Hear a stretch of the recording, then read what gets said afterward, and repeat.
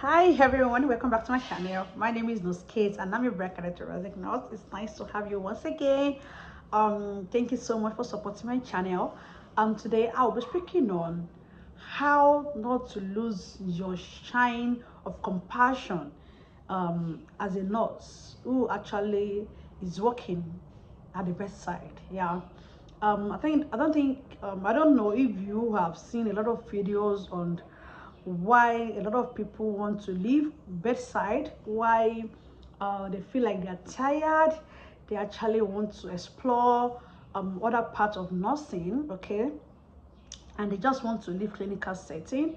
And I've checked through all their comments, I checked through on some of the content I've come across, and I saw their reasons for leaving bedside nursing. Especially for people that are very still young in the profession, maybe first year, second year, or third year at the clinical setting. I know it's not easy. I've been in this profession, I think it's for 10 years now or more. And how we like to share some of the tips that can help us to maintain our compassion, to keep the light of our compassion shining as nurses.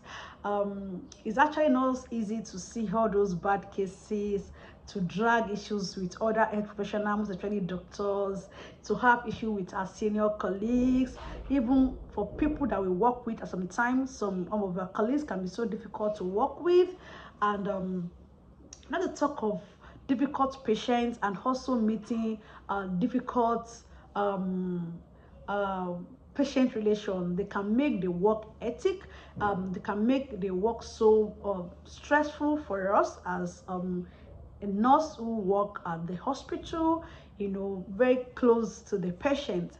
And that will make me to share all these tips that can actually help nurses to walk through it from my own experience. As we all know, this channel talk about heart health, nursing, and nursing care, and today I'll be focusing on nurses, okay.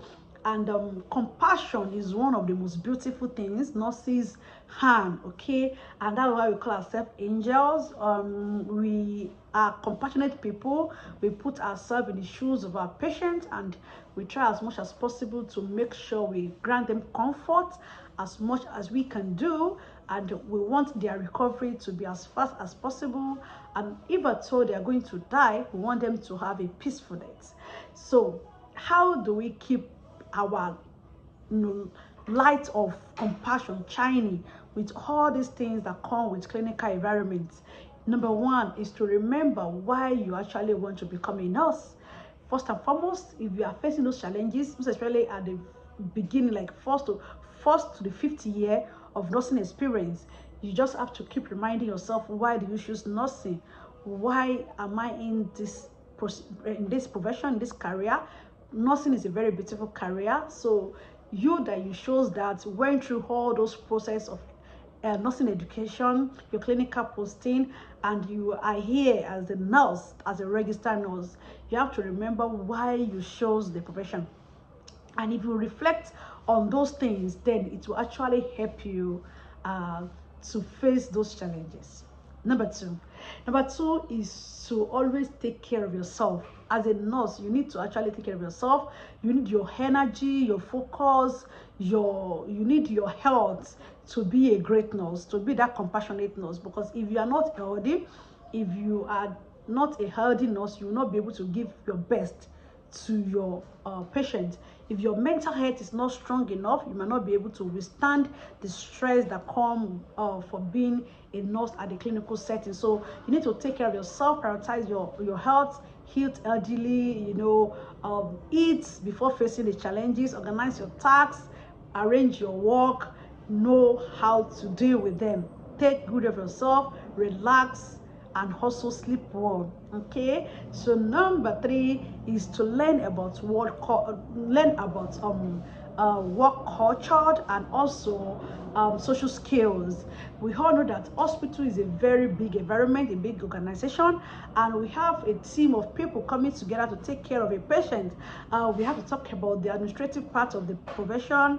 We have to talk about the other parts of the team taking care of patient. A particular patient might be having 3 teams at a time. The patient that has, for example, has spinal cord injury might also be seeing a cardiothoracic team, might also be seeing the medical team, might also be seeing physiotherapists, be seeing, have a lot of team coming together to see that particular patient.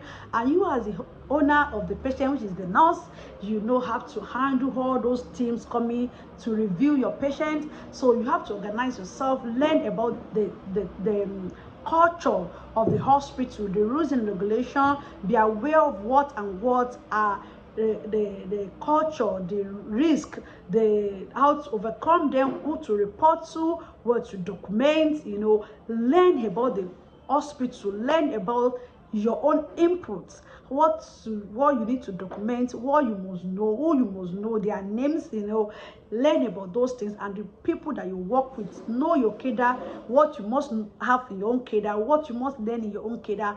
It's very, very important. And social connection is very, very important. And when we come talk about social connection, we're talking about communication skills, a very good aspect of it. Because if you don't know how to communicate your thoughts, your idea, or your experience, people will not really take you for who you are. You might be taken for granted because they don't know what you have inside of you. Okay, but if you are able to communicate your skill, stand your ground, have these social connections, have way of talking to others. A lot of people don't know how to speak, and when they speak, it triggers anger, it triggers annoyance. So you need to learn how to communicate. Oh, hello doctor, who are you seeing? Which team are you from? Why do you want to see my patient? Are you taking sample? Please let me know when you are done. Please, if you are done, help me clean my patient. Let me cover my patient's bag. Let me know when you are done. Let me know in case you take samples so that we can document it. Please carry me along. You need to communicate with other health team effectively, and that is where social connection comes in. Communication skill is very, very important. And then the next one I'm going to talk about is how to learn how to transfer our experience, our skills as a nurse to outside the hospital. Yes, sometimes hospital work can be tiring. You can be tired of it. You just want to reduce the way you go to hospital. At every point you need extra money, so you can transfer your skills to entrepreneurship. You can start to write about hospital. You can start to write. You can be a nurse and a writer. You can be a nurse as a consultant, and you can become a nurse and a coach. You can do something out of the hospital that brings you source of income, that explore more, and also just venture into other parts of nursing as well. So you can also go into education part of nursing while you still maintain your nursing work at the hospital. So you can look into that. When you do that, you find it so interesting that you can do something else apart from the hospital setting. And if you are off duty, you are off duty, because you have other things to do when you are off duty, and that thing is not related to the hospital at all. So it will really, really help you to shine your light and keep shining your light in bedside. And the next one I will talk about is learning. Let's keep updating ourselves, learn what is actually happening in the health sector right now, not only in nursing, also in the health sector. Let's learn about artificial intelligence. Let's learn about what are the innovations that is coming into the nursing and also into the health industry as well. And from there, it's really help you. Don't just our procedure as a nurse can be sometimes be ritual, can be regular. Just coming to the hospital, you see your patient, you assess your patient, you do your nursing care plan, you start the procedure. As the day goes, you face it, you write your report, and you hand over, and you go back home, and you're coming again tomorrow to start the same procedure the way you are be doing it. So it can be sometimes tiring having the same ritual every day. So if you have other means, learning new things, exploring new things, and bringing those new things that you have learned into into the skills, it can actually make you shine brighter at the bedside. Even other people want to, work with you as a nurse. And another thing is to be grateful, practice mindfulness, and humble yourself. Make sure that you are grateful to have impact in the life of others. Like for myself, I work in ICU, and I'm always grateful to take care of the patients who cannot even say thank you to me, because some of them are not even conscious, so they cannot even say thank you. Despite that, I give my best to them in the way I can do, and I'm happy doing that every day, because I'm grateful that I am not actually the person lying down right now, but I'm the one taking care of people that lie down, and I'm grateful for that, to have that kind of health and also have that skills to help them.